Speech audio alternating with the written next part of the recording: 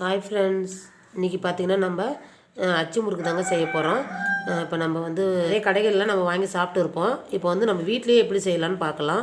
இது பார்த்திங்கன்னா இந்த அச்சு பார்த்திங்கன்னா ஆன்லைனில் தான் ஆர்டர் பண்ணது. இப்போ பார்த்திங்கன்னா நான்ஸ்டிக்கில் கிடைக்குது, இப்போ இந்த மாதிரி மெட்டல் டைப்பில் கிடைக்குது. முன்னெல்லாம் பார்த்திங்கன்னா இரும்பில் கிடைக்கும். ரொம்ப நம்ம அதை பழகிறதுக்கே ரொம்ப லேட் ஆகும். இப்போ வந்து நம்ம இது மாதிரி கிடைக்கிறதுனால ஈஸியாக நம்ம வீட்லேயே அச்சு முறுக்கு செஞ்சிடலாங்க. எப்படி செய்யலாம் பார்க்கலாம் வாங்க. இப்போ பார்த்திங்கன்னா நம்ம எதில் அளவு எடுக்கிறோமோ அதே கப்பில் அளவு எடுத்துக்கணும். இப்போ ஃபஸ்ட்டு பார்த்திங்கன்னா இதில் 1 கப்பு நம்ம சர்க்கரை எடுத்துக்க போகிறோங்க. பார்த்திங்கன்னா 1 கப்பு நம்ம சர்க்கரை எடுத்தாச்சு. இந்த ஏலக்காய் பார்த்திங்கன்னா 4 ஏலக்காய் எடுத்துருக்குறேன். இப்போ ஒரு மிக்ஸி ஜார் எடுத்துக்கோங்க. ஏலக்காவை போட்டு கொஞ்சம் சர்க்கரையை பொடி பண்ணி எடுத்துகிட்டு வந்துடலாம்.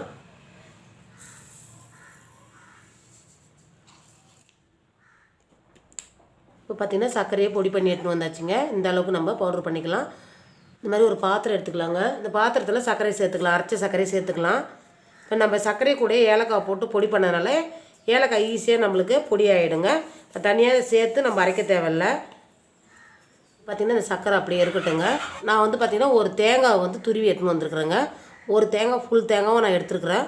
இப்போ நீங்கள் தேங்காய்க்கு பதில் சாதாரண தண்ணி கூட ஊற்றி நம்ம கரைச்சிட்டு நம்ம முறுக்கு செய்யலாங்க, கொத்து முறுக்கு செய்யலாம். இப்போ பார்த்திங்கன்னா நான் ஒரு தேங்காய் துருவி எடுத்துருக்குறேன். தேங்காய் பால் சேர்க்கும் போது ஹெல்த்தியும் கூட, அதுக்கு இல்லாமல் சுவை பார்த்திங்கன்னா சூப்பராக இருக்கும். அதனால் நம்ம இதை எடுத்து வச்சுக்கலாம். இப்போ நான் தேங்காய் சேர்த்து அரைச்சிக்கிறேங்க.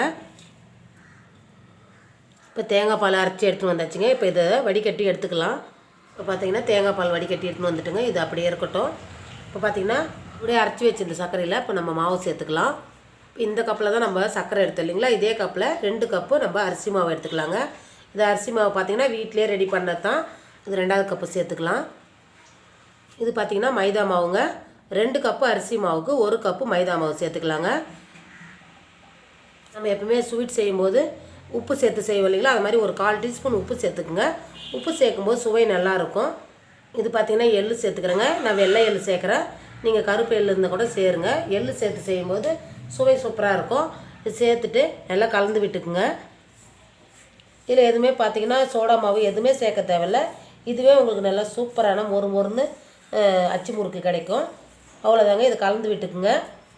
இப்போ தண்ணி அளவுலாம் பார்த்திங்கன்னா நம்ம மாவு கரைக்கிற பதம் தாங்க. ஃபஸ்ட்டு நம்ம எடுத்து வச்சுருக்கிற அந்த தேங்காய் பாலை சேர்த்துக்கலாம்.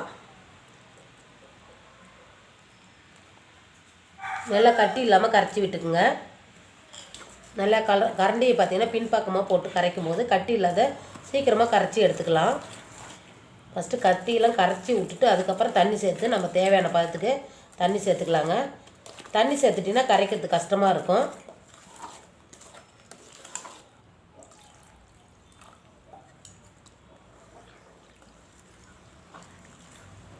கரைக்கிற கரண்டியில் இப்படி எடுத்து ஊற்றிட்டு இப்படி பார்க்கும்போது இந்த அளவுக்கு நம்ம கரைக்கணும்.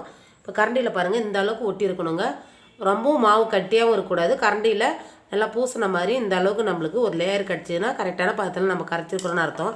அதாவது நம்ம எடுத்த மாவில் ஒரு 3.5 கப்பு தண்ணி தேவைப்படுங்க. 3லேருந்து 3.5 கப்பு கண்டிப்பாக தேவைப்படும். இந்த அளவுக்கு நம்ம கரைச்சி எடுத்துக்கணுங்க. அவ்வளோதான். இப்போ நம்ம அச்சு சூடு பண்ணிவிட்டு நம்ம முறுக்கு சுடுற வேலை தாங்க. மாவு கரைக்கிறது மட்டும்தான் இதில் தேவைப்படும் டைமு. இப்போ பார்த்திங்கன்னா சீக்கிரமாக நம்ம சுட்டு எடுத்துடலாங்க. இப்போ பார்த்திங்கன்னா எண்ணெய் முன்னாடியே சூடு பண்ணி வச்சுருக்குங்க. எண்ணெய் சூடாகும் போதே இந்த அச்சியை வந்து நல்லா அதில் சூடு பண்ணுறதுக்கு போட்டுக்கணும். நம்ம அச்சியை சூடு பண்ணிட்டு தான் மாவில் துவச்சி எடுக்கணுங்க. நீங்கள் அச்சியை வந்து சூடு பண்ணாத மாவில் போட்டிங்கன்னா ஒட்டவே ஒட்டாது. பாருங்கள், இந்த அளவுக்கு நம்ம சூடு எண்ணெயில் சூடு ஆகினே இருக்கணும். இப்போ இந்த டைமில் நம்ம அச்சி எடுத்து மாவில் போட்டு எடுத்துக்க வேண்டியதாங்க. இந்த மாதிரி கலந்து விட்டுக்குங்க. கலந்து விட்டுட்டு நம்ம அச்சி இப்போ நல்லா சூடாக இருக்கிற அச்சி எடுத்து இதில் வைக்க வேண்டியதாங்க.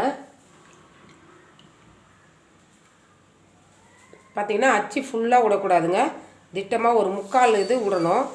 ரொம்ப முழுவக்கூடாது அச்சி. அவ்வளோதாங்க. இப்போ எடுத்து சூடு எண்ணெயில் அப்படியே விட்டுற வேண்டியதாங்க.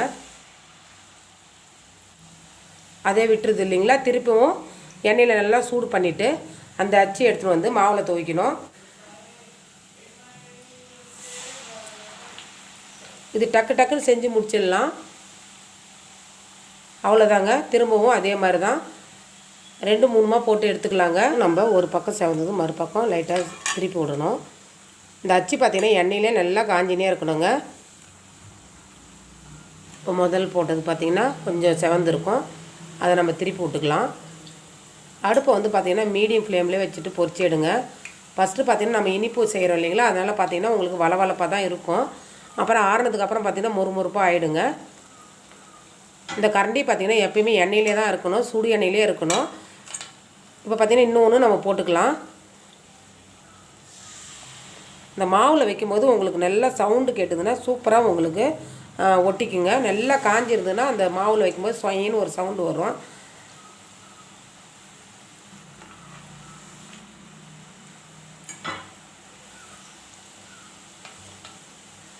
அச்சு பார்த்திங்கன்னா நிறைய விதம் இருக்குதுங்க. நம்ம டிசைன் பார்த்து வாங்கிக்க வேண்டியது தான். முதல்ல போட்டது நல்லா வெந்துடுதுங்க. இப்போ பார்க்குறதுக்கு உங்களுக்கு வளவளப்பாக தான் இருக்கும். நல்லா ஆறுனதுக்கப்புறம் மொறுன்னு ஆகிடுங்க. இந்த கலர் வந்தது நம்ம எடுத்துடலாம். சூப்பரான அச்சு முறுக்கு ரெடி ஆகிடுச்சிங்க. இதே மாதிரியே மீதி உள்ள மாவும் செஞ்சுக்குங்க. இந்த வீடியோ பிடிச்சிருந்ததுன்னா மண்வாசம் சேனலை லைக் பண்ணுங்கள், ஷேர் பண்ணுங்கள், கமெண்ட் பண்ணுங்கள், சப்ஸ்கிரைப் பண்ணுங்கள். பக்கத்தில் இருக்கிற பெல் ஐக்கானை கிளிக் பண்ணுங்கள். தேங்க்யூ.